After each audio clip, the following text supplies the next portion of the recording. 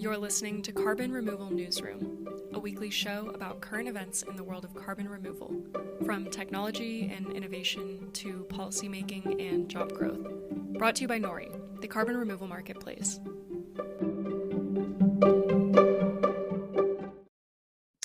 Hello, everybody, and welcome to a special edition of Carbon Removal Newsroom, the Xprize edition. We have two of these today. My first is with our guest, Steve Oldman, who is CEO of Captura. Steve, so thankful for you coming. How are you today? Great, thank you. Good. And then we have Hans de, I forgot to ask you how to say your name before it started, so I'll let you say it. De Neve, CEO of Carbon. I hope I said that too, right? perfect. Good. Thanks for joining us today. And then finally, I have Naeem Merchant, who many of you have heard before, and he's a consultant who works with NGOs and startups on scaling up carbon removal and writes the Carbon Curve newsletter, which he just dropped a new one, I believe, yesterday or today. So go check that out. How are you doing, Naeem? I'm doing well. Thanks for having me on. And then, as always, I'm Radhika Mulgafkar, Head of Supply and Methodology at Nori. So we are super excited to have some Xprize winners on the show today. For all of those of you who don't know, what I'm sure you all do, on April 22nd, Xprize announced the 15 winners of their second round of competition for carbon removal solutions. Each of these teams have been awarded $1 million to help them compete for the grand prize of $50 million or three $30 million runner-up spots, awarded about 3 years from now. So the grand prize winner may not be one of these 15 milestone awardees, but these teams are sure stepping up the competition and have already demonstrated some pretty impressive technology to impress the judges. Of the 15 teams, 6 are building DAC solutions, 3 are sequestering carbon dioxide from seawater, 3 are producing biochar, 1 is growing algae. We'll be doing more on that later. And 1 is in utilizing enhanced weathering, and 1 encourages tree planting. So today, in our first episode, we're going to talk to Captura and Carbon. So Steve, let's start with you. I think most of our listeners will recognize you as the former CEO of Carbon Engineering. So you spent a lot of time, obviously, in the DAC field, and now you're kind of moved over to oceans. So curious just what your journey was to oceans, and then also a bit of an overview about Captura. Yeah, thank you. Yeah, that I could answer that question in very long form, but I'll try and be brief. I think the first thing I'd say is there's a dramatic change between when I started at Carbon Engineering at the start of 2018 and now. At the start of 2018, there was almost no recognition of the need for carbon removal. Direct air capture, for example, was perceived as wildly too expensive, not relevant. And unfortunately, because that's the right way to say it, unfortunately, carbon removal has become more and more critical. And so, at Carbon Engineering, I hope I was able to advocate for and drive direct air capture as an effective tool in the fight against climate change. I think we now have lots of different DAC companies coming in with new technologies as funding available, and that's all fantastic. What attracted me to the ocean side, though, is the fundamental challenge of removing CO2 from the atmosphere is it's so thinly dispersed. You need to touch a lot of air to be able to capture a meaningful quantity of CO2. So in the field of direct air capture, you have to build something that touches a lot of air. And inherently, that's going to cost money or require a lot of physical space. So Captura's approach is, well, wait a minute. The thing that touches the air more than anything else is the ocean. It's available, it's enormous, and it's free. So Captura's approach is, let's use the ocean in a non-harmful way to pull CO2 out of the air, because the ocean is already a very effective absorber of CO2. About 30% of all the CO2 that we've released into the atmosphere has been absorbed into the ocean. And the chemistry is pretty straightforward. If you pull CO2 out of the ocean in the right way, the ocean will then pull a commensurate amount of CO2 out of the air. So that's what really attracted me. Here is a way in which you can eliminate a fair amount of the cost associated with touching lots of air by utilizing the ocean. Cool. Thank you so much, Steve. And then Hans, I'd love if you would maybe give us an overview of Carbion's approach and what excited you about it as compared to other DAC concepts? Yeah, the approach of Carbon is actually reusing a technology that we were developing for solar panels, because I'm a material physicist myself and I was working in the area of solar panels, and there we use we make use of techniques to put very thin atomic layer thin layers actually on certain substrates. And this actually brought me on the idea to reuse that technology that we used for solar panels and for microelectronics purposes, but to use that on a porous medium, in order to speed up the process. Because if you have a very thin layer, an atomic thin layer, let's say, you don't have any slow diffusion processes anymore, so you can actually speed up the process of extracting CO2 from air. And that has been the origin back in 2017, I think, that when the idea came about. And it's true, like what Steve was saying, that in those days nobody really acknowledged the need for capturing CO2, especially not CO2 from air, because flue gas capturing has been around for quite a while. But capturing it from air indeed was deemed as too expensive and would always stay expensive. But I think now we see the onset of new technologies that really prove that this could be a feasible approach, either through the oceans or directly through the air. We use a technology filtering directly from the air, so indeed we need to displace huge amounts of air and bringing that air in contact with the fast sorbent that we developed. And we don't know whether this approach, of course, will prevail, but we think there is a fair chance that in this way we can indeed lower the costs and bring those costs down to a level which is deemed economical, or to do it in an economical viable way, let's say. So that's our approach to this problem. So we were founded in 2019. And so, well, we're still building up towards a prototype. So it's still in the development phase, let's say. We're a young team, 12 people. So it's still very premature, but we have a strong belief. So that's who we are. Well, thank you both for that overview. What strikes me that you both said and commented was how just 5 years ago, right, carbon CDR technologies were, maybe at best mocked, at worst, accused of being a moral hazard.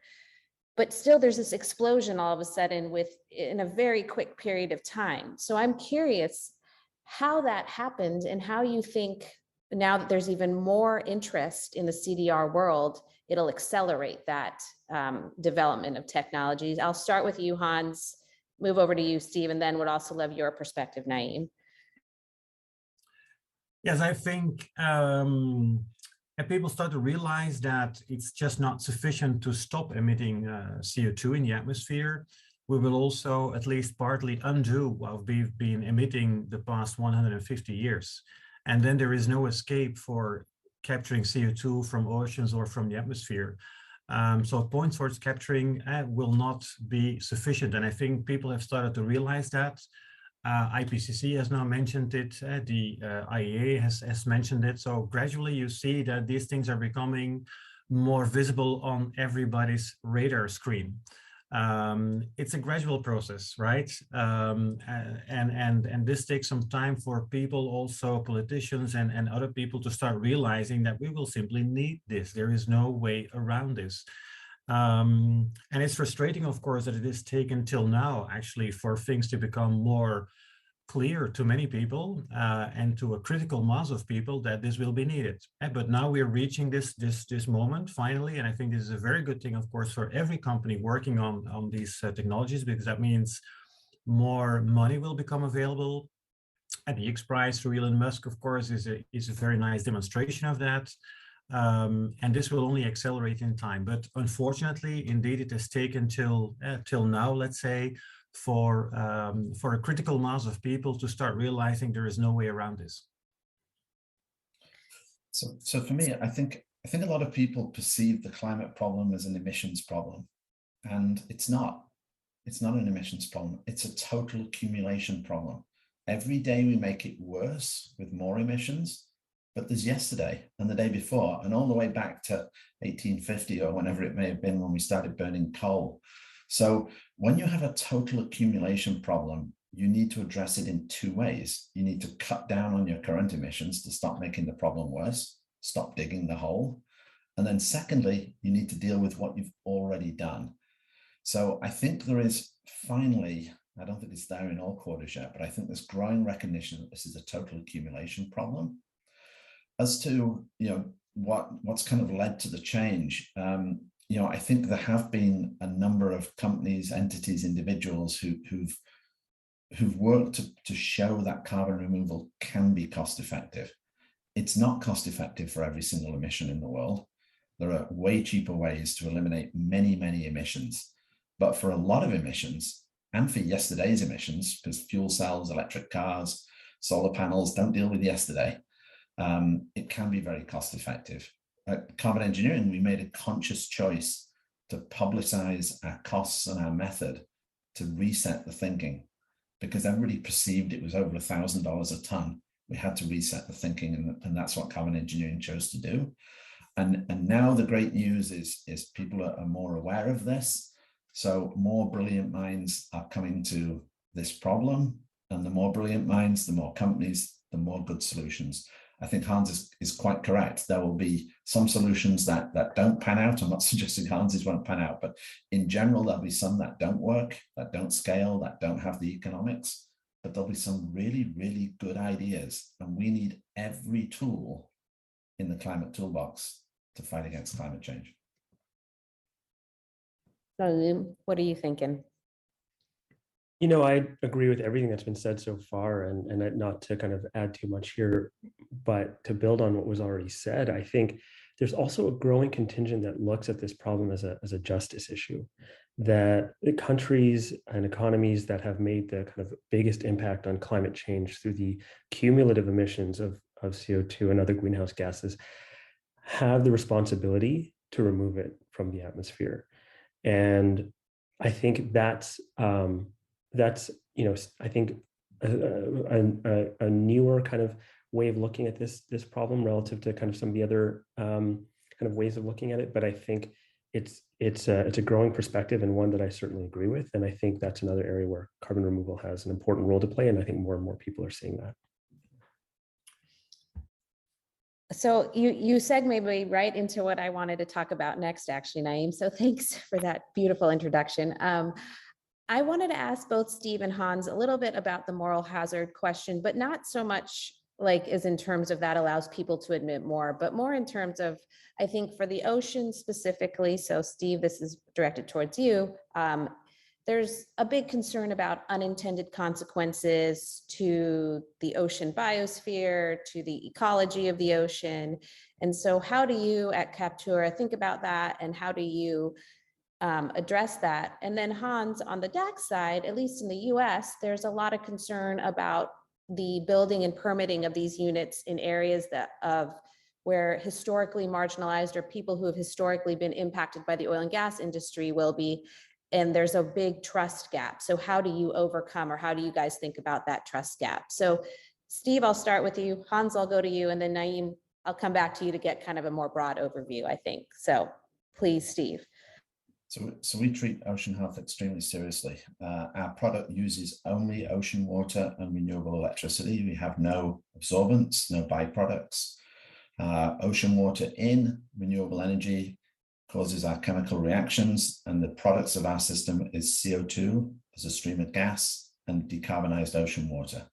That decarbonized ocean water causes an extraction of CO2 from the atmosphere within a relatively soon time period, and consequently the ocean water is returned back to its current state. Now, we all know that one of the impacts of climate change is acidification of the ocean. So our process actually helps with that by deacidifying. And then the natural process means that the CO2 is absorbed back into the ocean. But at the end of the day, the ocean water remains the same way. We'll be working, part of the advantage of the funds that we got from Xprize is we'll be working with the ocean health bodies to ensure that everybody agrees with that, and that there is no ocean health issue associated with our process. Hans, how about on the DAC side? How are you guys thinking about some of these issues? Yeah, I think on the DAC side, I mean, we need to consider indeed the physical locations of these devices, and I think there can be a not in my backyard feeling, but some of the things that we start to realize is that the footprint of this technology the physical footprint does not have to be that large. For the sake of the Xprize, for example, we made some calculation that an extraction site of say 1 million ton a year would not have to be bigger than a football field. So in a way, the physical size of these systems do not have to be huge or disrupting in any way. Having said that, of course, I mean, it will need to have some location, of course, and you mentioned people or locations, areas where oil extraction has taken place and where pollution has taken place. I think there is also an opportunity there in the sense that all these empty oil and gas fields, they represent a major reservoir, of course, for putting the CO2 back from where it originally came from, obviously, because in a way, extracting it from the air and putting it underground in empty oil and gas reservoirs is kind of, putting it back where it came from.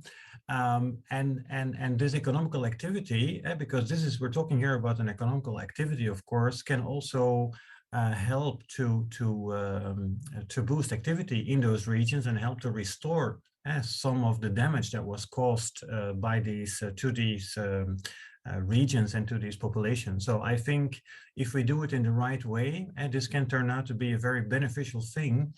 Also for those regions that have suffered from exploitation of fossil oil and gas. And at least that has been, I mean, for us, it's more than simply developing a technology, also in the way you apply it and how local communities can benefit from it, I think will be key in how we want to run our business.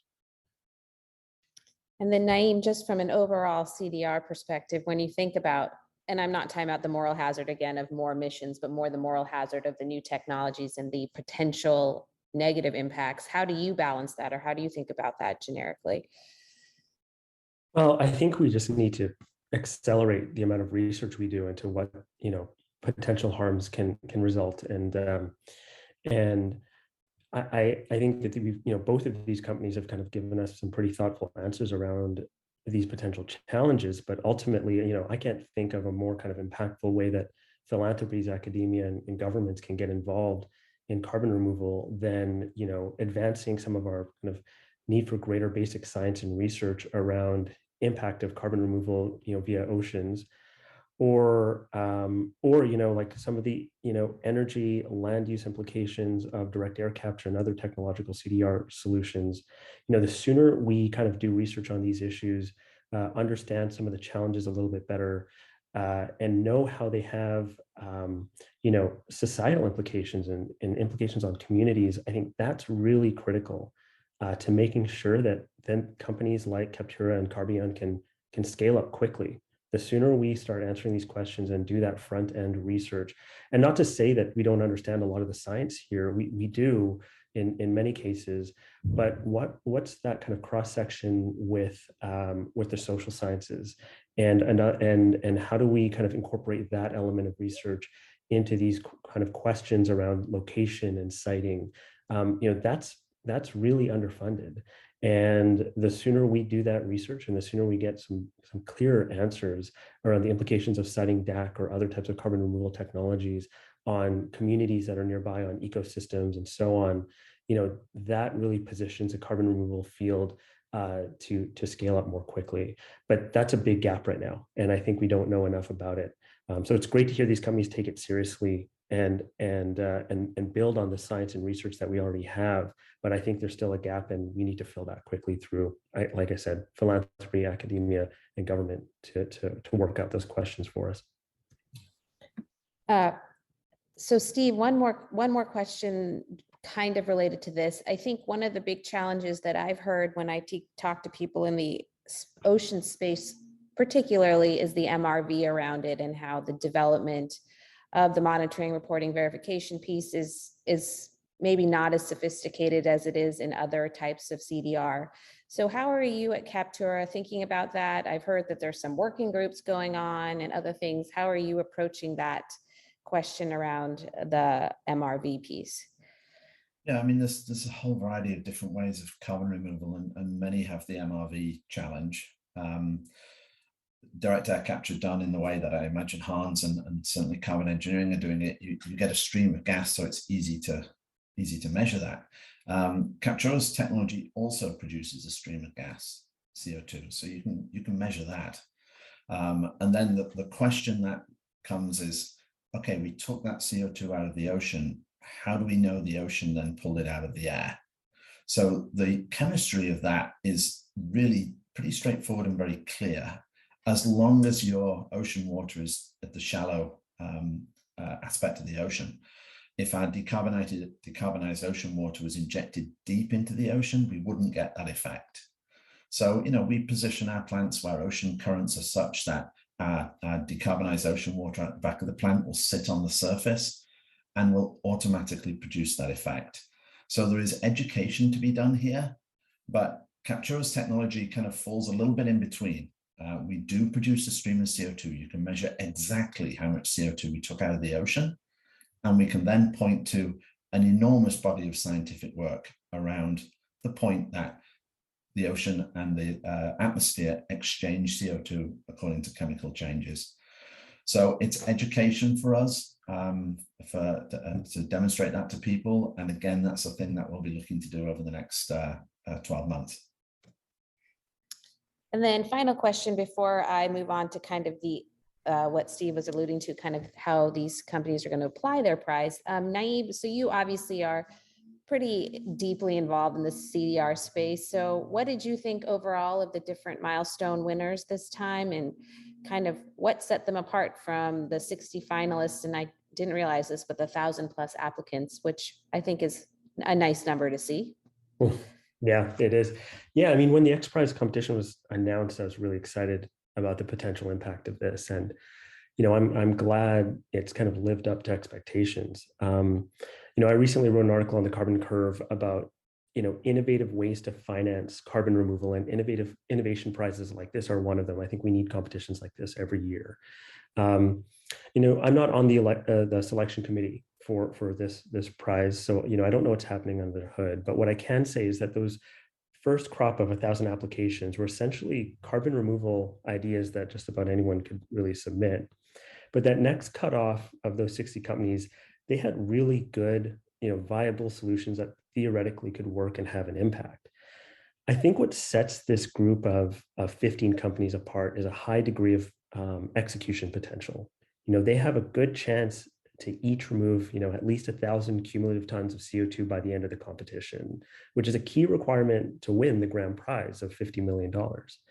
And that's not only because of the kind of potential, efficacy of these solutions, but, these 15 companies have extremely high caliber management teams, affiliations with institutions, like, MIT or Caltech or my alma mater, the University of British Columbia. They've partnered with sequestration companies to figure out the tricky question around sequestration. So companies like CarbFix or 4401, and and they have a roadmap towards operating a full carbon removal project. The grand prize requires that companies operate a full carbon removal project at scale of at least 1,000 tons per year, and that's really hard to do right now. Not a lot of companies are actually doing that, and so these teams were selected because I think they were uniquely positioned to execute and deliver. Not to say that the other 45 were not, but I think these 15 particularly kind of rose to the top for that particular reason.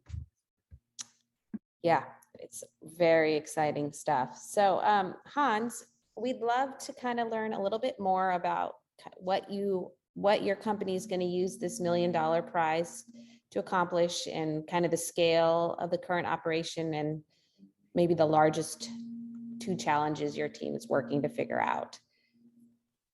Yeah, I think for us, the main next challenge is to build a prototype of this technology. And so far we've been testing the basics of the material.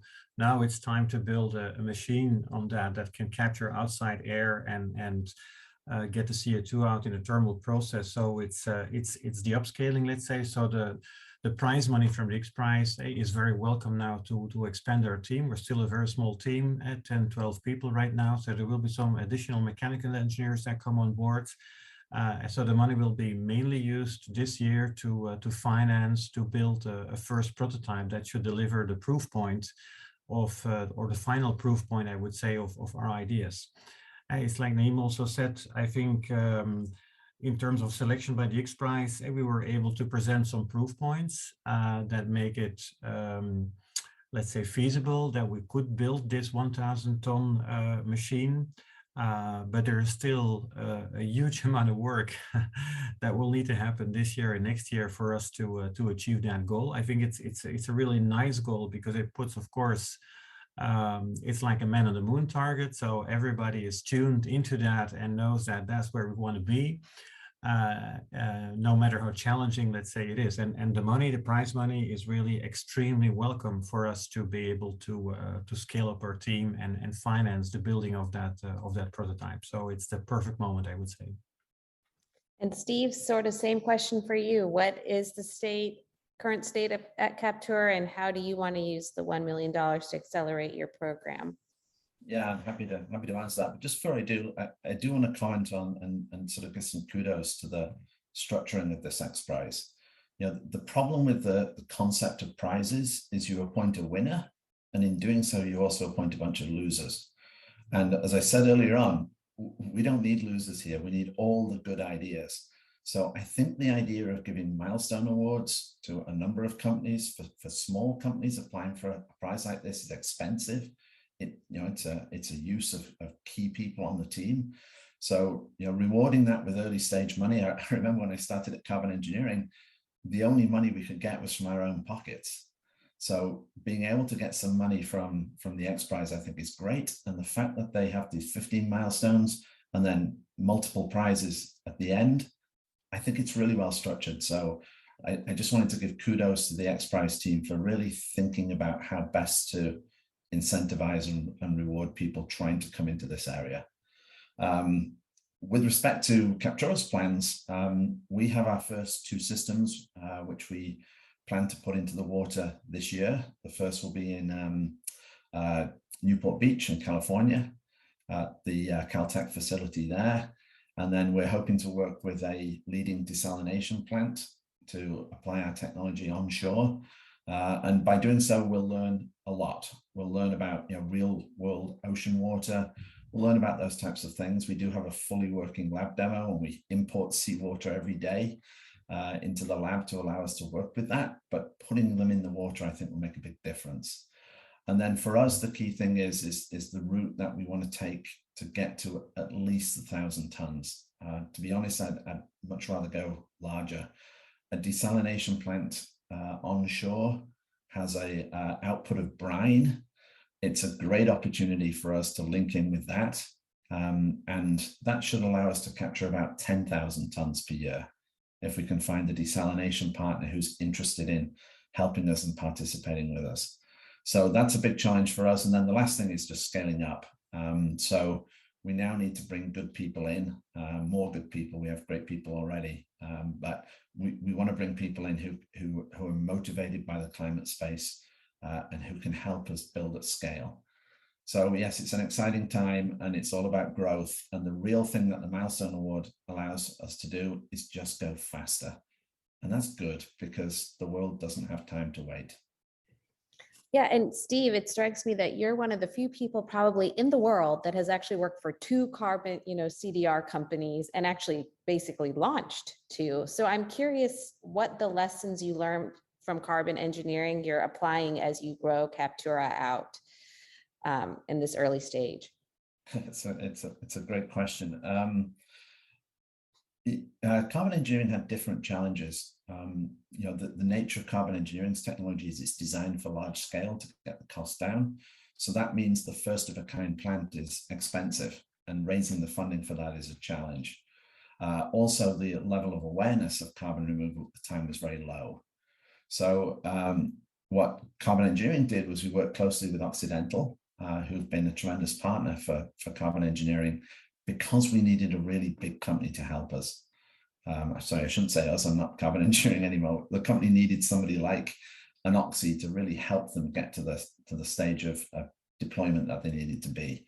At Captura, we don't have quite the same problem. Our capital costs are much lower because we don't need to build air contactors. So, what I'm hoping to do is work with multiple different parties that are interested in building our technology. We'd like to license our technology to partners in many, many different areas, geographies, and sectors, so that they can work with us. I do think partnership is really important. There's a lot of good technical ideas, but as we all know, many, many good technical ideas don't get to large-scale deployment. And I think a lot of companies in this sector will need the support of larger companies and the financial sector to get to deployment. What I hope is the visibility of things like the XPRIZE encourages larger companies thinking about what their business needs to look like in the world of climate change, and seizing opportunities in this sector with companies like ours and Carbion and others to get to deployment quick. So I think those are my lessons learned. Work with partners and try and get more people engaged in this field. It allows faster deployment. Thanks, Steve. Yeah, I think partnership is obviously key to making all this successful, and it's partnership between companies and government and research institutions, to Naeem's earlier point. So one last question kind of about the state of current things for you, Hans, is I think your website refers to a rotating drum, which will allow you to have your process have lower energy consumption, which as most of our listeners, I'm sure, aware, is one of the critiques of DAC is the amount of energy that it needs. So can you tell us a little bit more about that and how you as a company are thinking about high energy use of DAC as you work to scale? Yeah, I think the energy use has been a concern, of course, for many years with respect to direct air capture. I think thermodynamics allow the energy consumption to be pretty low as 250 kilowatt hour per ton. But in reality, of course, it's 10 times more or 20 times more, let's say, depending on the process that you use. So a lot is about, looking up the limits of what physics and chemistry allows to get closer to that thermodynamic limit, let's say, of capturing CO2 from air. And there's quite some tricks, of course, that you can use for that purpose. And one of the tricks, for example, that we're using indeed with the rotating drum, what you get is actually that the time that we use to heat up the drum is actually quite short, and that means that when you do that, most of the energy goes into releasing of the CO2 and is not going to releasing any collateral material, for example. And because in most processes you have, let's say, a chemical active substance, which is really the one that binds CO2, but that chemical substance is on a kind of carrier material, which has a certain mass.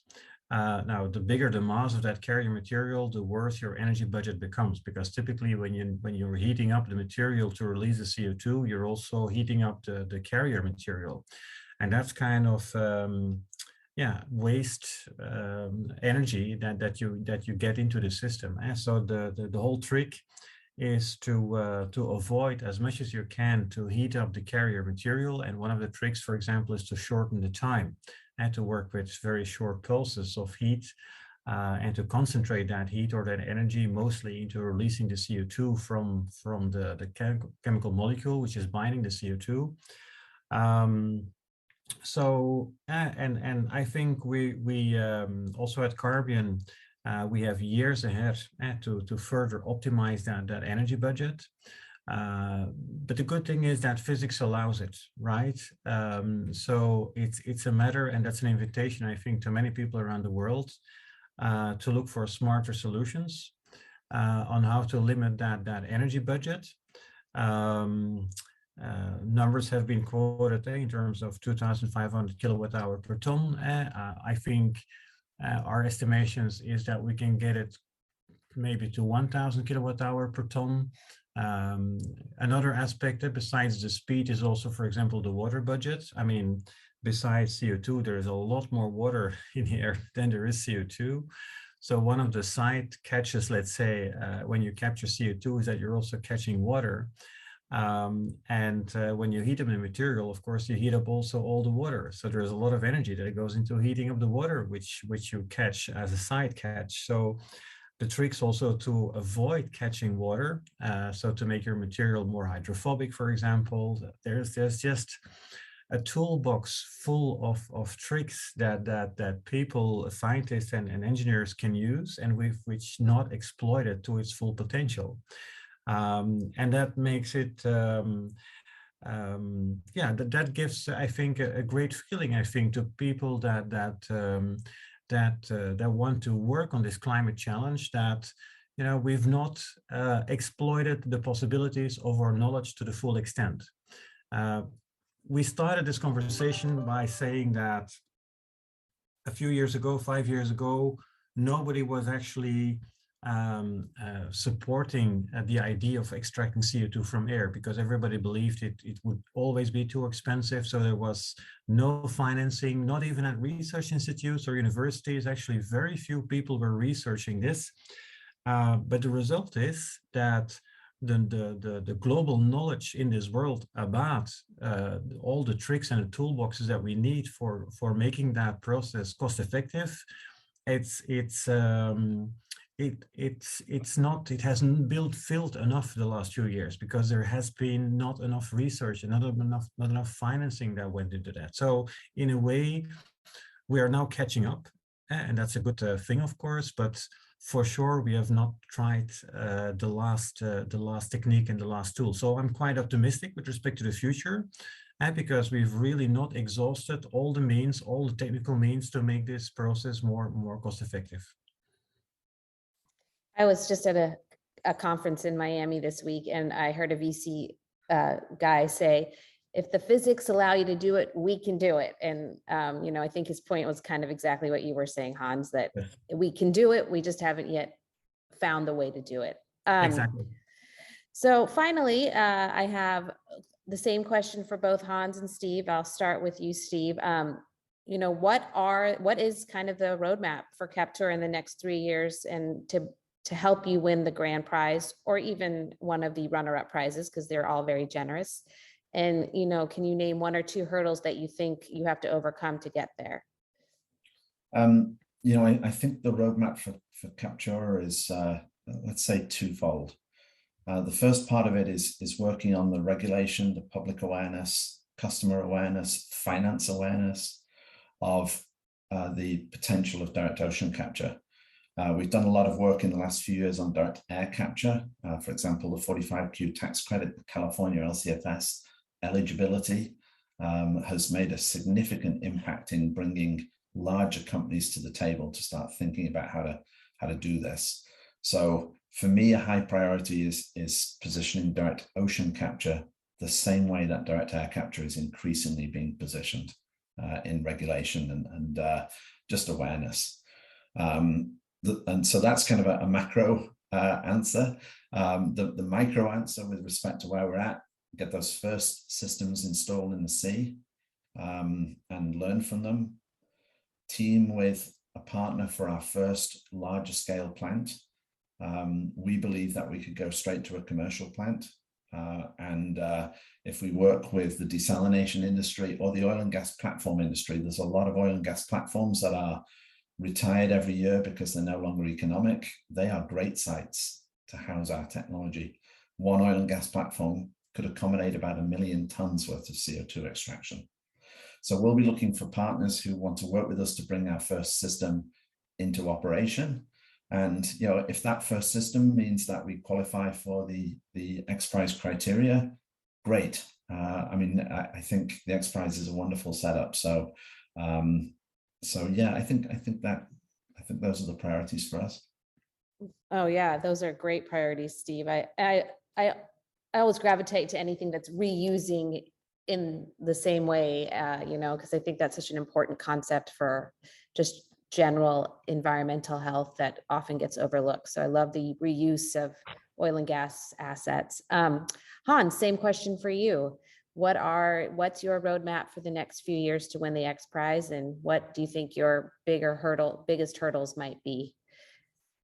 I think that the first main milestone will be building a first prototype of the machine. Will still be a relatively small prototype, say maybe 1 ton a year, but anyway, it will have all the elements, including those the scalability elements that would allow us then to expand it into a 1,000 ton system 1 year later for the Xprize. So the proof point, which we foresee end of this year and beginning maybe of next year, is kind of the major next milestone for us. And we want to build it in such a way that it's not a major hurdle then to upscale that to 1,000 ton or even beyond the 1,000 ton. So getting all the components together to get that demonstration end of this year, I think it's our main next step. And I concur with Steve also on the sequestration part of things. We partner with other organizations that deal with the sequestration of the CO2 gas that we produce. Storing it in empty oil and gas fields, I think it's a very obvious way of storing the CO2. But there are still today very few operational sites that do actively store CO2 underground in this way.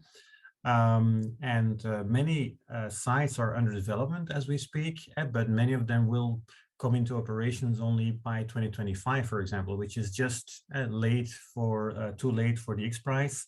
So there will also be a challenge to find the right sequestration partner that can help us in 2024 to actually store in a permanent way the 1,000 ton that we hope to filter from the air. So we have a challenge on our side, of course, but there's definitely also a challenge outside there in the world to find good sequestration possibilities for the gas, the CO2 gas that we will produce. So it's not a done deal, far from it, but it's a nice challenge to work on. And I agree with Steve, it's something that simply cannot wait.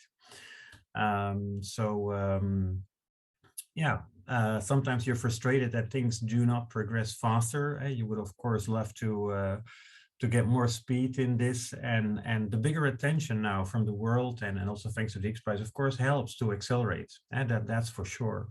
But in technology, I've been now 30 years in technology development, and things turn out always to be more difficult than you think they will. It always costs more money than you think it will. One of the big lessons of working in technology is that you need to deal with your frustrations and never give up. So that's a lesson learned, and we'll need that lesson in the years to come. But hopefully we can have this conversation again in 2024 when we inaugurate our systems, and then hopefully I can say, we did it, we managed. But between now and that moment, a lot of water will flow into the ocean. I love that, Hans. I mean, that's an overall positive message, but we all know anytime you construct something, it's always over budget, and it's always like you pull your hair out, but you get there eventually. And that's what, we want to keep our eye on. So I'm going to end it with you, Naeem, because I want to come back to maybe a higher level look. So, these winners have given you kind of an idea of where carbon removals, as we put state of the art, is.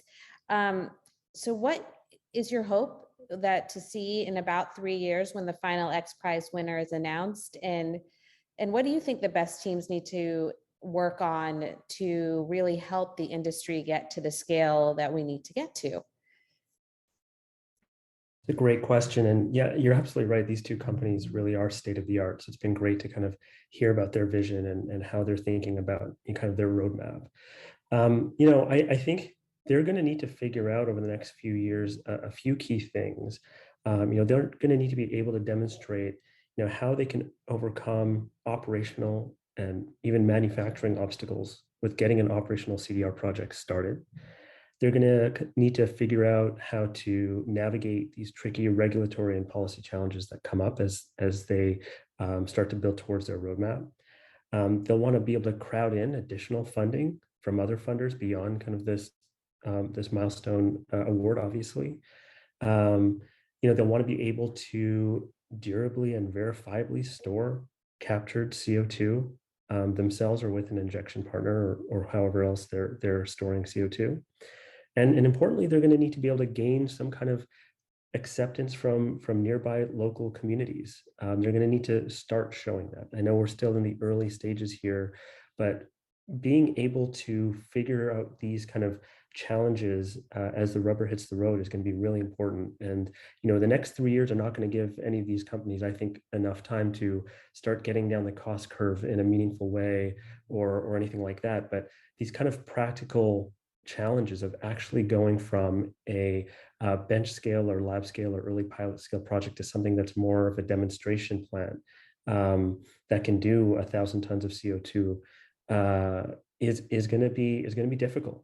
And so some of those kind of operational, manufacturing, regulatory policy, community acceptance stuff they're going to start bumping up against some of that over the next few years. And this excellent group of 15 companies are just going to need to be able to figure out how to overcome some of those hurdles. But at the end of the day, if a good portion of these 15 companies can operate full carbon removal projects at a scale of 1,000 tons cumulatively over a few years or beyond that, that's a huge win for the sector. So this is going to be great, a great opportunity for the CDR space. And I hope that we're taking some time over the next few years to learn and from the exemplars within this 15 of what they did right and what they could have done differently and what they learned, and open source that so that more companies that are engaging in this space can learn from their experience, and we can kind of keep this flywheel of experience kind of going that will, I think, benefit the CDR space over the long term. So I think this can have a really catalytic effect, and I'm really excited about what the future holds for this. Well, thank you, Naeem. To end on that, I think, very positive and upbeat note. We all, I think, need good news in the world today. And Hans, Steve, I am so excited to keep watching your companies grow and see how you navigate these really interesting challenges, none of which seems insurmountable. It just needs a little time and effort. And, as you grow, we hope we can have you back on the podcast and keep hearing about what you're doing. So Hans, Steve, Naeem, thank you so much for joining me today. I really appreciate it and learned so much. Hello, everybody, and welcome to Carbon Removal Newsroom Xprize edition number 2. So I'm very happy to have with me this afternoon Jason Vallis, VP of External Relations at Planetary. Jason, welcome. Hi there. And then I also have Dave Hazelbeck, founder and CEO of Global Algae. Hi, Dave. Hi. You guys are in like two extremes of the environment, cold Canada and warm California. Yeah, well, warm Canada right now, but yes. Oh, well, and then we have Susan Sue, who is a partner focused on climate investing at Toba Capital, and she also serves as a board member of Carbon Business Council and a board advisor to the Environmental Voter Project. So with that, we're going to go ahead and start talking to both Planetary and Global Algae. So Planetary aims to use direct ocean capture to remove carbon dioxide, reverse ocean acidification, and create renewable fuels, while Global Algae uses algae farming to capture carbon dioxide and make products like polymers and displace farming operations, leading to the regrowth of rainforests. Very high level. So I'm going to start by letting Jason and then Dave just give a quick overview of their companies. So Jason, take it away. Hi, well, thank you again for having us on the show. So Planetary, we convert mine waste into a form of alkalinity, which we use to enhance carbon removal in the ocean. And so we can get into the details of what all of that is, but for carbon removal, it's an ocean-based approach. We're founded in late 2019 by our co-founders, Mike Kelland and Dr. Greg Rao, who pioneered this technology. And we're excited to be moving from lab to sort of pilot scale activities, and we can get into all those details. Cool. And Dave, can you give us a quick overview about Global Algae? You've been around since 2013, so much longer than most CDR companies. Sure. So our company is focused on bringing algae to market for production of proteins and oils. And we're doing this because it is so much more productive than conventional crops. We're talking about 20 to 30 time improvement in productivity. That level of productivity changes everything in terms of land use, water use, revenue, and rural rejuvenation. It really will impact a large number of areas But for CDR, the biggest thing is it allows you to restore the rainforests because you can generate the protein and oil, which we're currently deforesting to produce. You actually can stop the deforestation, enable reforestation, and that's the main CDR aspect. One of the products that we make from the oils is the polymers, and those also act as a carbon removal because the carbon will be stored in those polymers for several hundred years.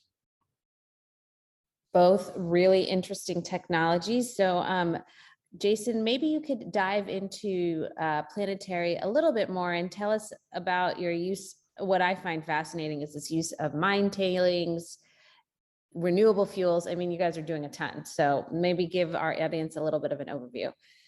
Happy to. So as I mentioned in the intro, our approach really starts with the largest natural reservoir of carbon on the Earth's surface, which is the oceans. The majority, 83% of all carbon that's in communication with the atmosphere resides within the oceans. It's about 50 times more, in fact, than what we have in the atmosphere. And I think a lot of folks will also know that the oceans have been absorbing a lot of the excess carbon that we have emitted into the atmosphere. And this is having a devastating impact. It's actually causing the oceans to become more acidic. And it's not good for marine life. But over geologic timescales, the oceans would naturally equilibrate.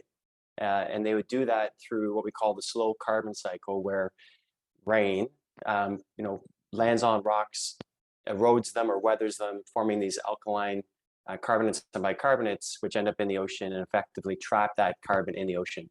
So our process is accelerating that by adding alkalinity to the ocean. And it effectively captures the carbon for 100,000 years within seawater chemistry. Now, the tricky part, and this is where we get into the fuels, is that this alkalinity or this antacid for the ocean that we produce, you can buy that on the market today. It's commonly found in like Rolaids, for instance.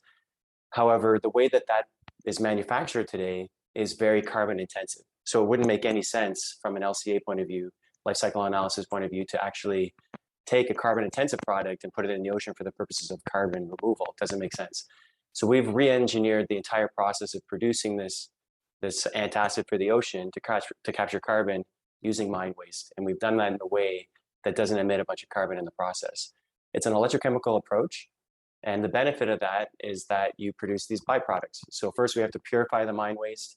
In the process, we're sort of mining mine waste for metals that we don't want to end up in the ocean. Those metals have a market value.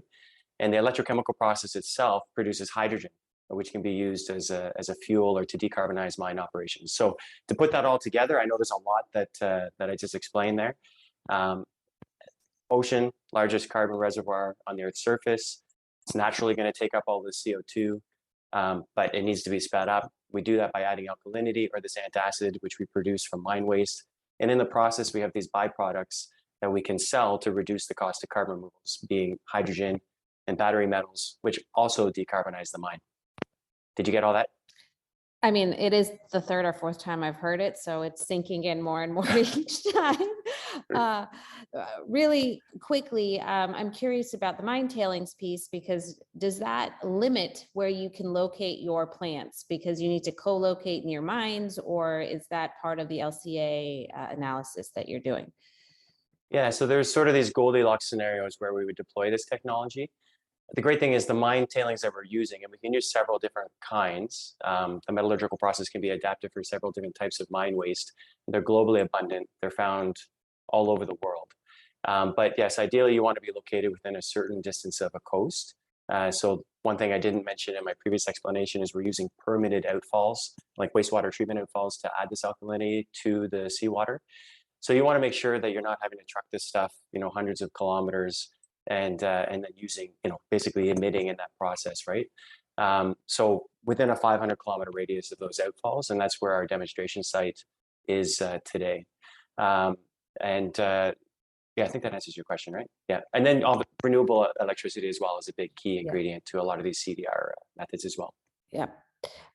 So Dave, can you give us a little bit more explanation about how your process helps reforest the Amazon, and also the types of polymers and the uses for these polymers that Global Algae is developing?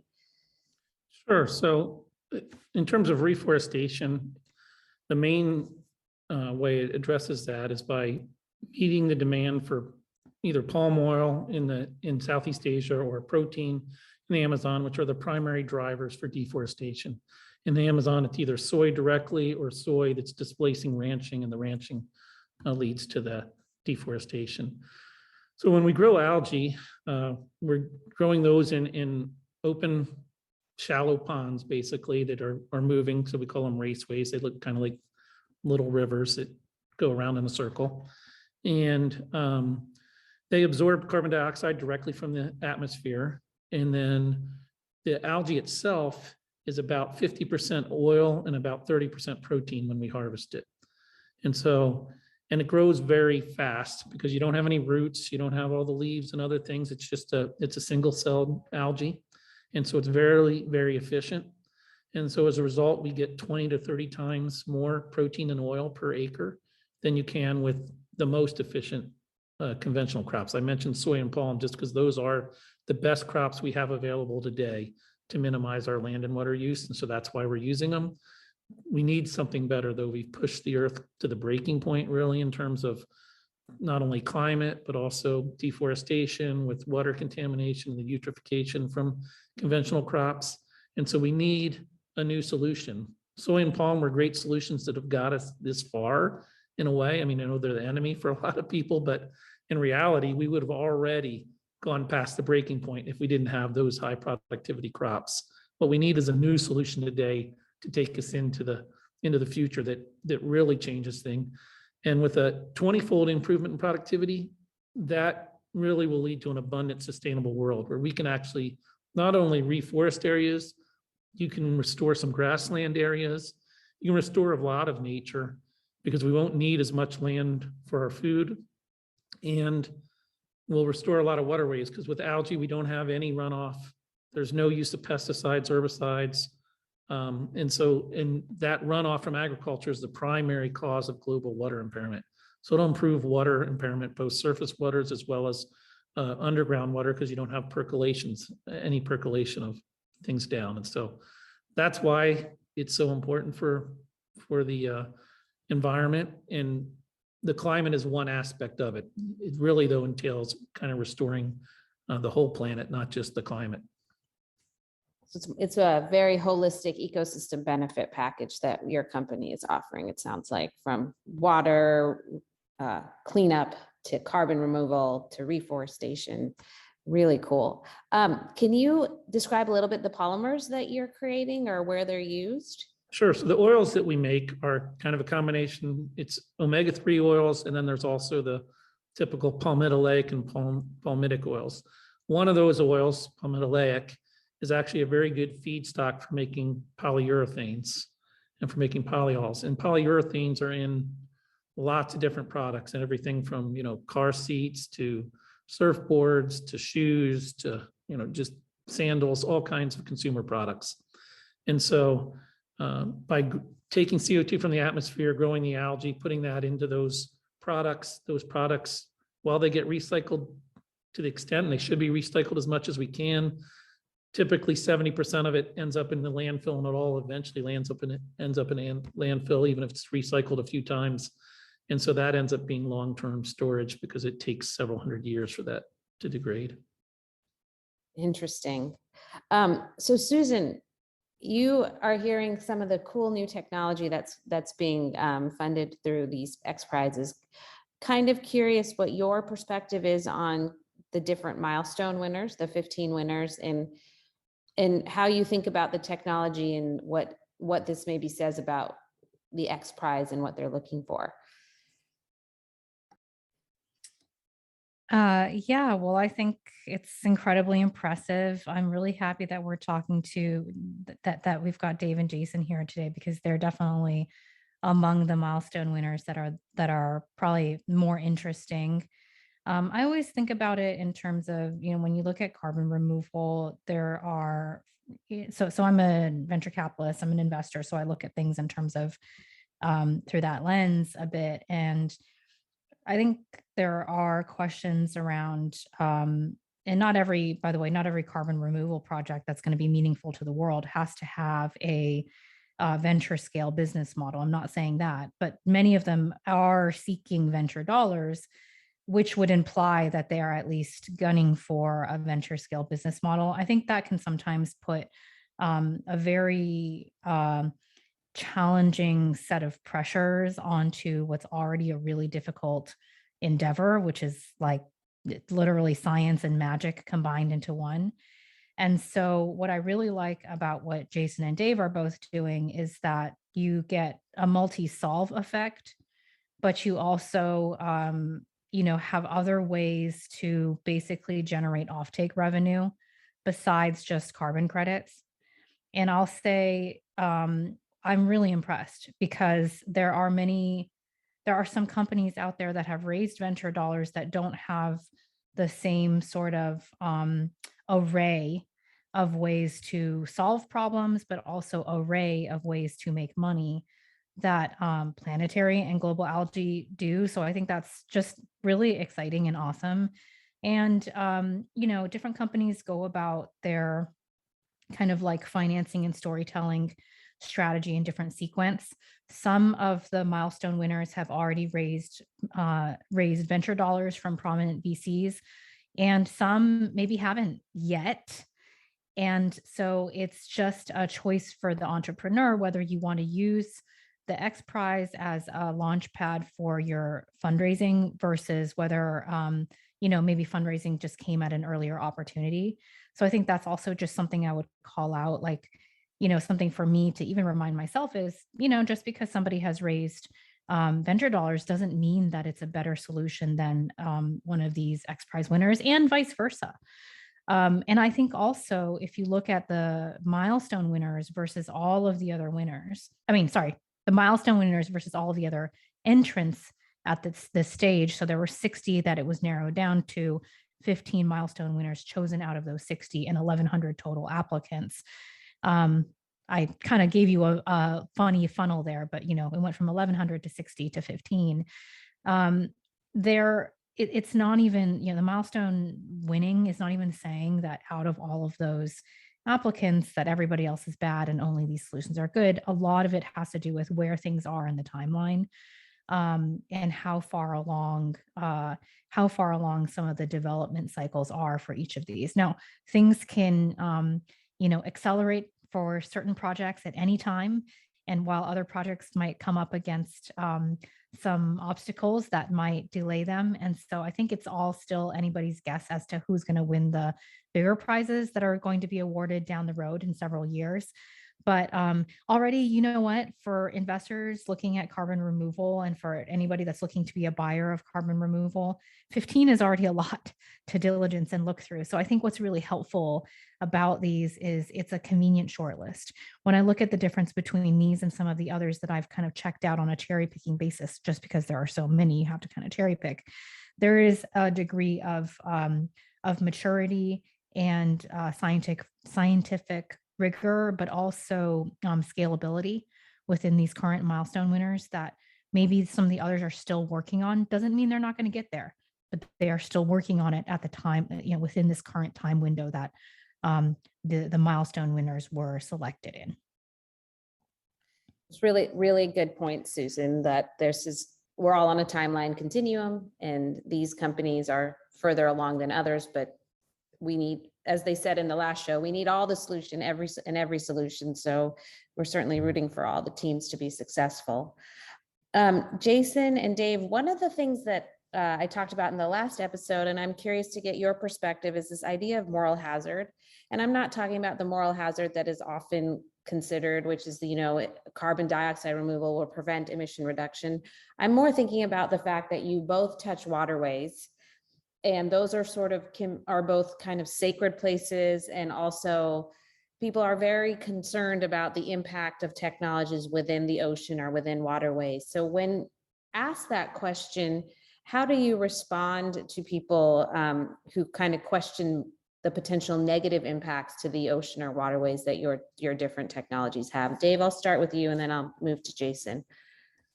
Sure. Well, first of all, just to clarify, we're actually putting ponds on land, so it's not touching waterways. Okay, gotcha. And so and again, and one of the big benefits is we're not using the things that can contaminate the waterways. There's no herbicides, pesticides, insecticides.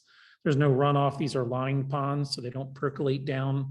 And then there's no runoff because even rain is captured there. So from that standpoint, I don't think we have any negatives for waterways. I think in general, that's been an emphasis though of the company from the beginning. We were founded to try and create, improve the world. And so we look at all the possible negatives and try and make sure we have answers for anything and that we, design around that. It's actually one of the reasons why, it's taken a long time of research. As you mentioned, we started in 2013. We knew there was a lot of research problems that needed to be solved, not because algae couldn't hit those productivity metrics. That was easy. The hard part was figuring out how to do it economically so that when you can make a product that can compete with palm oil and soy directly without having any kind of subsidies or anything. And that's really been what we focused on. Cool. Well, thank you for the clarification. Obviously, I'm totally misunderstood, but I think I get it now, a little bit at least. Jason, how about you? It's a very good question. It's something that we think a lot about. So I guess the question we normally get is about, carbon removals, and is that just going to let people off the hook to keep emitting? And to that, I would say, obviously, decarbonization is job one. Anyone in the space will tell you that. I know that wasn't your question though related to waterways, but I just wanted to put that out there. And one thing that's unique to our process, which we call the accelerated carbon transition, that's the short form. I should have probably started with that. Is with hydrogen and battery metals that not only are we doing carbon removal in the ocean, but we're doing we're enabling decarbonization as well with those things because they're going to be in high demand to get us to as low as possible emissions. But in terms of our work in the ocean, that is, we have a whole team dedicated to that. And there's two challenges. One is the measurement and the verification of the carbon. But alongside that, we've sponsored quite a bit of work with our partners at Dalhousie University, as well as at the University of Miami, looking at the impacts to marine life. Because we know that ocean acidification, so unabated pollution, is having a devastating impact. And there's been research to indicate that alkalinity enhancement actually improves outcomes for things like coral reefs that become more resilient with alkalinity enhancement. But we can't just take a couple of studies and say, oh, we think we know this is going to be good. We have to continue to close those knowledge gaps. And we're very fortunate to be working with collaborators internationally, dozens of PhDs that are answering these kinds of questions with us. So yeah, it's a pretty exciting time. Phytoplankton, oysters, coral reefs, these are all things that we're actively working with today. And the last thing I would just add is on the land side. So it is an electrochemical process. It does use fresh water. All of that, much like Dave was saying, is contained so that there's no chance of contamination. So we actually recycle all the products within our metallurgical and electrochemical cell. And what's left, so we start with mine waste, which is often hazardous for the communities that are living in and amongst it, especially at our demo site. And when we're done processing those tailings, they're actually basically a sand, like a silicate material that's left over. So we're destroying or mitigating the hazard that's remaining in those tailings. So we think there's a lot of really positive aspects to this from an environmental point of view, besides just climate restoration and ocean restoration. Cool. So, pivoting on that, I'm curious to hear from both of you what this $1 million is going to be used for in each of your companies. Like, what's the immediate, roadmap for you with this $1 million? Jason, if you want to go first, and then I'll ask Dave. Sure. So I mentioned at the beginning that we're moving, it's a very critical phase for us because we're moving from these lab bench scale tests to the actual site where we're scaling up this technology. So on the metallurgical process, where we've simulated our process with like hundreds of kilograms of tailings. I shouldn't say simulated because we're using real tailings. We're moving to the mine site. We're going to be doing like 100-ton version of that process at the site, and that's very similar to what we would expect to see at sort of a commercial scale. You'd have multiple, piles of rock that we're working on. And then same thing with the electrochemical cells. So we're moving to a new revision. We've got a whole battery of tests lined up to optimize that. And so that's really the green team work, or the land side. And then on the blue team side, we've scaled from sort of beaker, where we're doing seawater with a little bit of, milligrams of alkalinity addition or antacid, and measuring how much carbon we uptook. We just concluded like pool-sized addition tests at Dalhousie University in the Aquatron, which has a really cool name. So we're going through those results now, which look really, really promising. And at the same time, we're doing baseline studies. So before we can do anything in the ocean, we have to have a very, very good understanding of what the condition is today. And so we're doing that in Bedford Basin, which is just by Halifax, as well as at the south of the UK. Actually, we had some funding from the UK government, and so we're working with a wastewater treatment plant there. So by the end of the year, guided by the science, we hope to be in a position to do some actual testing in an outfall, where we can measure this in real world conditions for a limited duration. So that's really the immediate. And then I'm taking all Dave's time here, but going to next year, we'll be integrating the electrochem and the larger scale metallurgical process on site. And then the final year, I say final year for XPRIZE anyways, it's shipping out basically a kiloton of this product to the coast and doing addition so that we can have that certified pathway for removals. Dave. Yeah, so right now we're moving from our R&D facility, which is what we've been testing on for the last 8 years. It's in Kauai. It's 8 acres of algae, and we need to scale eventually to thousands of acres, but we're doing that in 2 steps. So we're going a 20 times scale up from our 8 acres up to 160 acres, and so that's what we're working on right now, is getting that facility built. That's the facility that will be used for the XPRIZes, but more importantly, probably it's going to be used to generate offtakes. We'll validate the technology at the next scale to allow us to move to full commercial, which will be in the thousands of acres, and generate enough product in terms of oil and protein that we can get larger offtakes that we'll need to move to the large scale. And so there's a little bit of a chicken and egg problem right now. Algae's been around for a while, primarily in niche markets, because the cost has been so high. Food companies and consumer companies have not really been that interested in the product. They're interested in following the market, but they're not going to put any effort into it because they don't know that the supply will be there. And so you need to be able to generate enough to do that. This will allow us to do that and really start. We have partnerships with most of these companies now, but it'll allow us those partnerships to really expand so that we can generate those markets and have offtakes ready. Our goal is to be able to build a much larger facility, like a 5,000 acre facility in 2025. That wouldn't be part of XPRIZE, but that would be the first large scale commercial facility, which then we would cookie cutter in terms of implementation around the world. Cool. You both sound like you have really well-defined roadmaps. And so, Susan, I'm kind of curious from a VC perspective, when you analyze a company like the size, where they are in terms of funding and size, what are you looking for in a roadmap? What are the things that catch your eye or that you would focus on as a potential investor? Well, to be honest, this week is probably a different answer than what most people would have answered a month ago or 2 months ago. And I think it's actually ultimately very healthy. So I would say, number one, I love that Dave was talking about really securing the offtakes. I think there's a misconception amongst maybe people who are like still kind of the camp of like, well, are we really ready to deal with climate change? That demand is the limiter. But actually, most of us who've been following this for a little while and kind of seeing the trends as they stand today in 2022, we realize that supply is actually the much harder problem to solve in many cases. And in particular, if you're selling into large scale industry, there's a minimum threshold that you need to be able to reach before anybody will even, it's just not worth it for folks to talk to you.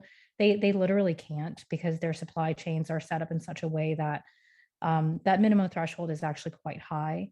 So for some very early companies that I can't remember which one this was, and I apologize, but I saw yesterday some news about a company that had that had successfully demonstrated that their technology could capture like 10 grams of CO2 or something like that.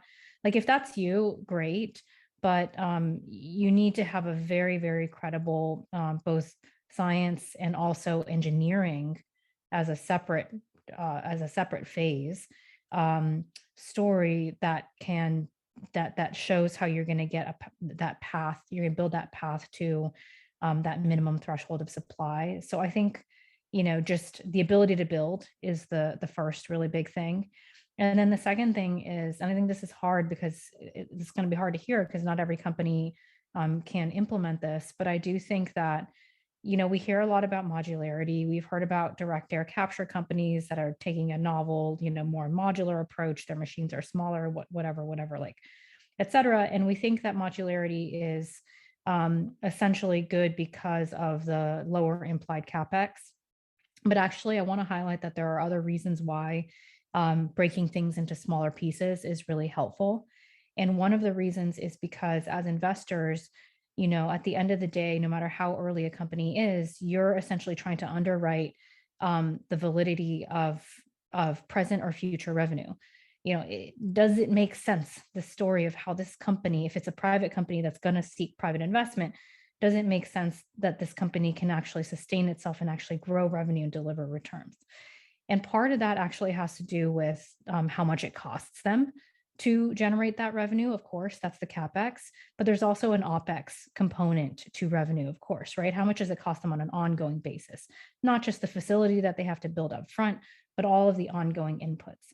And I think one thing that companies kind of forget, because maybe they don't have a lot of like finance people around them, which is, by the way, totally fine in these earlier days, is that it can actually be really helpful to structure your project such that OpEx and CapEx can really be separated.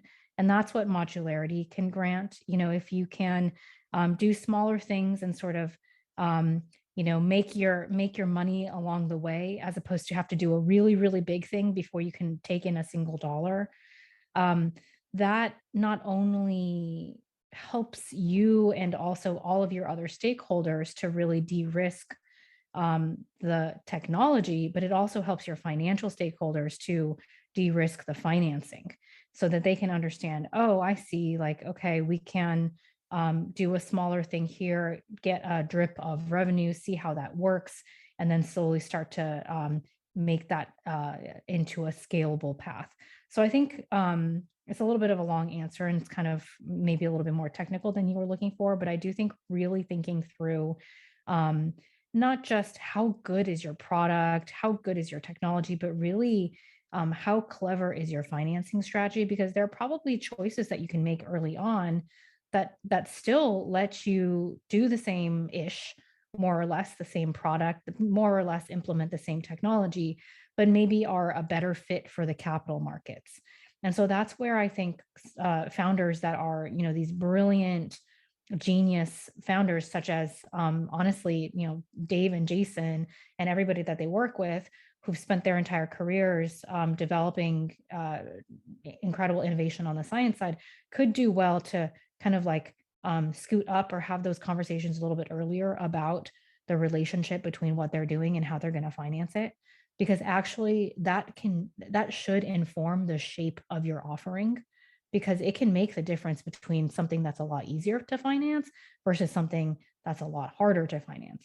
And then the last thing that I'll say, Radhika, is that like, this is all just my perspective from like the venture capital side of things, but there are a number of XPRIZE winners that are NGOs or nonprofits, a lot of applicants that were not ever meant to be or don't intend to be for-profit projects. And I think that that's great too. I believe there will be enormous amounts of ongoing philanthropic capital that will flood into the space. Philanthropic capital dwarfs venture capital in the United States in terms of just total amount. And so in order to really think through your product market fit with regards to qualifying for philanthropic capital, it's really thinking about your story. Do you have a holistic ecosystem benefit story? The way that Dave was sort of outlining with global algae, it's about restoration. It's not just about GHG emissions. Do you have a story about how you're able to, change the profile of these communities, for example, by, kind of alleviating some of the damage that mines have done, the way that Jason was talking about. So I think like actually having some of those other dimensions can also kind of like put you in the running for other types of capital. And that's something good to think about too. But the bottom line is just be thinking about how you're going to get that financing from day one. Susan, that was a great answer and not at all technical. Something I think about a lot from a marketplace perspective is how these financing mechanisms are needed, and also how to scale more traditional financing with these newer, less proven technologies, and how those two intersect. A show that I want to do later, just FYI. But with that, one thing I was curious about, Dave, that we didn't quite dive into, but is how are you partnering with people in the Amazon? Have you kicked off any partnerships? Is this more about just cutting off supply and then working through the reforestation piece? How do you envision that working? So to be clear, first, we're not working with anyone yet. Our total focus up till now has been the R&D. Susan mentioned about the VC. There were a lot of algae companies that were VC funded about 10 years ago.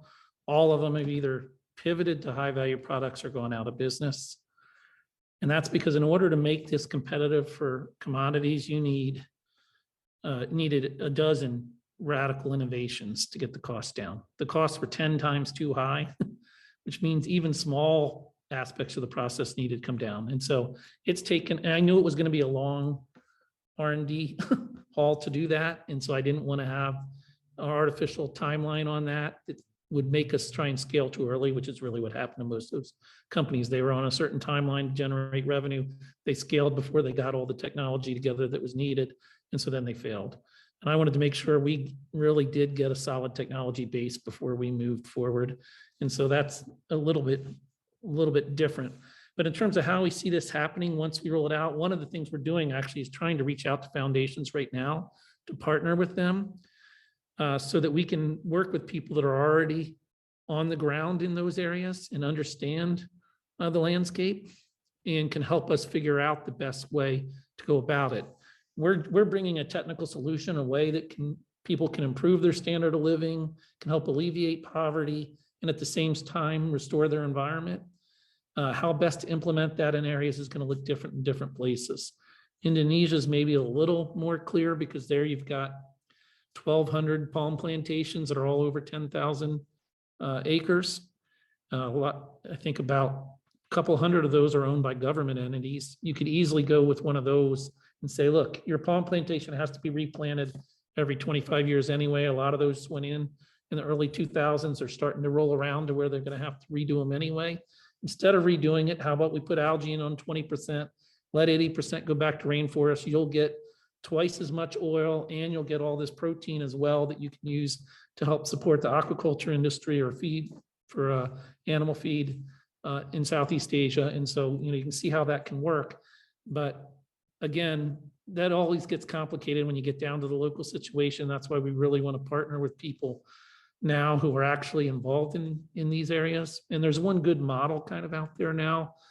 Conservation International is trying to do shrimp farms to alleviate mangrove destruction. And so they're going to farmers that are in mangrove areas and saying, look, if you put in this technology, we can give you higher productivity if you'll let 80% of your land go back to the not land, but 80% go back to mangroves and just use 20%. And they actually provide the financing for that then to do that. So that's an interesting model. I'm looking forward to seeing how that works out. That'll be a good kind of forerunner for what we're trying to do. It's similar and give us some insight, but we don't have the answers yet, but we are certainly, we envision having teams for every individual country really in terms of how it would get implemented there, because I imagine it'll vary from country to country. Yeah, Dave, I love your focus on localized solutions, because I think you're absolutely right that it's not one size fits all, even probably community to community within these countries, it'll vary. So I want to pivot to next steps and hear kind of first from you, Jason, like if you guys in 3 years have won the grand prize for the X Prize, what do you think your biggest accomplishment will be? And what do you think are the biggest milestones you have to hit to get to that scale that you need?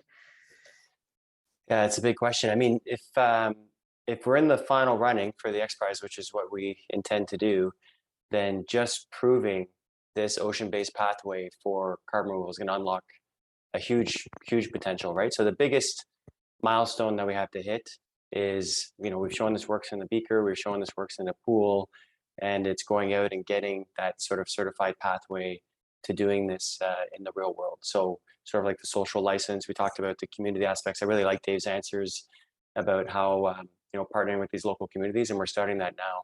So I think that's the biggest accomplishment from sort of a movement, if you will, developing this ecosystem that's going to unlock this huge multi-gigaton potential for carbon removal in the oceans, not just for our technology, but for all those other 1,100, and a lot of those are ocean-based that are vying for that kind of solution as well. From the mine site and the mine waste, I think there's obviously a lot of technical aspects that we have to hit, and we're scaling those up incrementally on the metallurgy, integrating with electrochemistry. But more so, again, it comes back to those community relationships. And so I've spent now more time at mine sites than I thought I ever would. And every time, what's really great about my job, especially on the external relations side, is that, people are excited about this. And you go and you talk to these towns, they're very passionate about what they do. Often when we're outside of mining communities, you just think, oh, those, like they were just left with this big mess. They don't actually see it as that often. They see that as like, there's a huge potential here. There's other things that we can do here, and they want to be part of the solution. So in terms of like the biggest accomplishment that we can make in this short amount of time for XPRIZE, other than actually achieving the XPRIZE, the 1,000 tons of removal, I think it's really just showing the world that, we can have this kind of circular approach, use waste and scale up to gigatons. Cool. And Dave, same sort of question for you. Like, if in 3 years you've achieved the XPRIZE requirements, what are the biggest milestones and what are the biggest accomplishments you think you'll have made? I don't want to sound exactly like Jason, but it's basically the same answer. We're in the kind of what I had always envisioned would be the toughest part. I love doing the research and development. I knew there was a lot of work to do there and time, but I figured we would get there. This step now, going to the intermediate scale, is the hardest one, because if we can demonstrate at 160, we will then have off takes and things to show that at the large scale, they're going to give a great return on investment. It will be, I think, easier to get investment in the full scale. Getting investment at this stage is still too small to compete in our final markets we want to go for. So we actually have to produce some other products that aren't the main ones, some nutraceuticals or other things, in order to make the economics work for this 160 acres. And so this is kind of the most challenging step for us. And so if we get past this step, then I think, the sky's the limit as far as where we'll end up beyond that. So this is even far bigger milestone for us than just XPRIZE, is just getting to that next stage and showing we can do the 1,000 tons of CO2, of course, but also demonstrating that the technology is economically viable and we can generate the offtakes we need to go to full scale.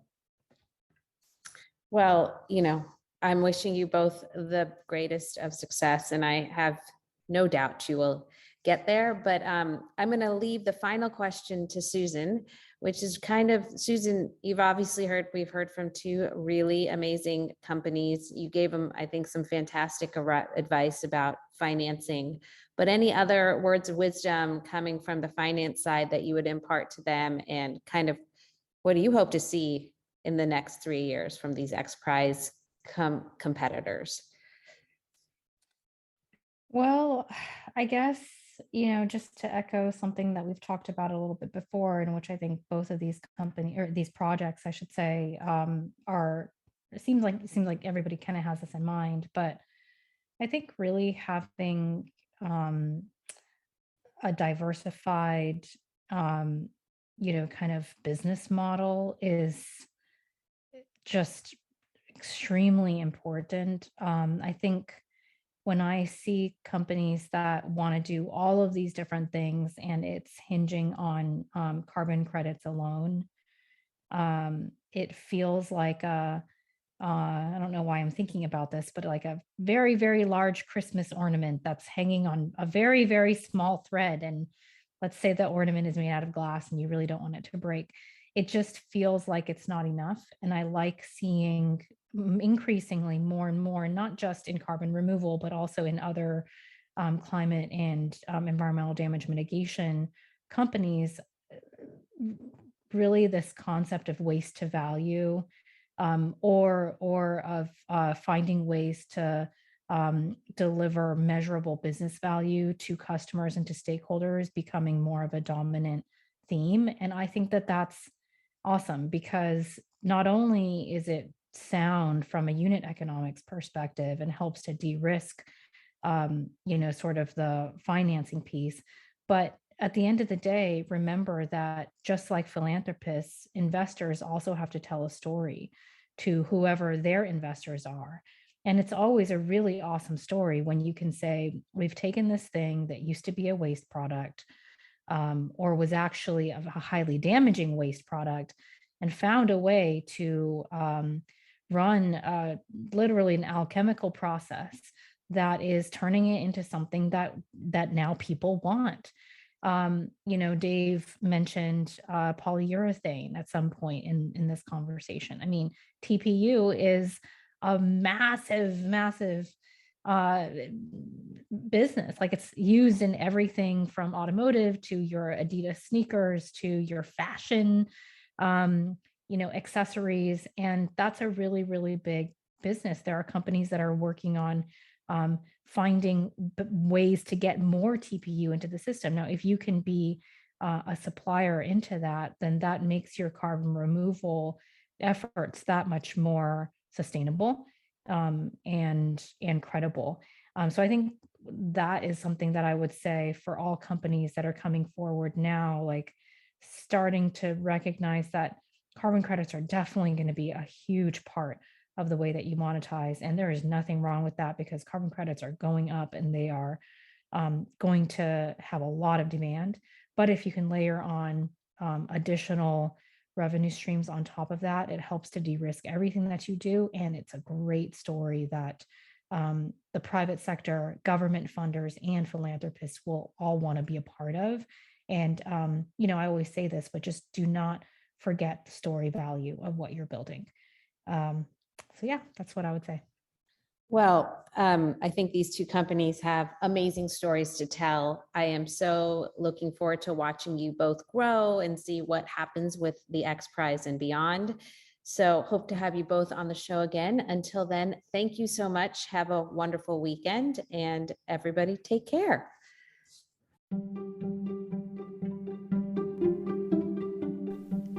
Thanks so much for listening to Carbon Removal Newsroom. If you like the show, the best way you can help us is by giving us a great rating and review in Apple Podcasts, following the show on Spotify, and by sharing the show on social media. Tell your friends and help us spread the word about what's happening in the world of carbon removal.